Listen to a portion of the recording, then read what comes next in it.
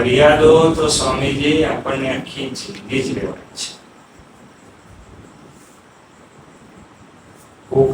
કોકના પ્રત્યે રહે.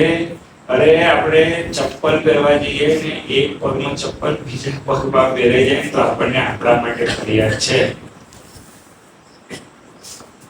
એસિડિટી થઈ ગઈ હોય તો કે જિંદગી બેકાર થઈ ગઈ. આપણી ફરિયાદોનો તો કઈ અંત છે. આપણને જો આપણા માટે જ ફરિયાદ હોય તો સ્વામીજી બીજા બધા માટે તો કેટલી ફરિયાદ. ફરિયાદ વગરનું જીવન ને સ્વામીજી એટલે ભક્તિ.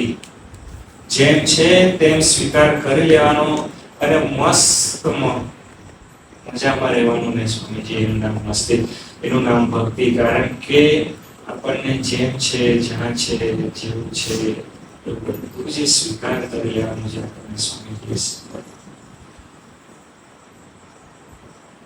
તમે વિચાર કરો, શીખવાડનાર માણસનો ગુણ કેવો, એનું એક સ્ટેટસ હોય, એની એક પોઝિશન હોય તો આપણે શીખીએ ને.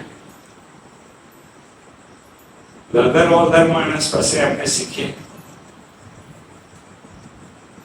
અને સ્વામીજી શું વાત કરે, દાસના દાસ થઈને વળી બેસે જે સત્સંગમાં, ભક્તિ રેની ભલી માનીશ રાચીશ તેના રંગમાં.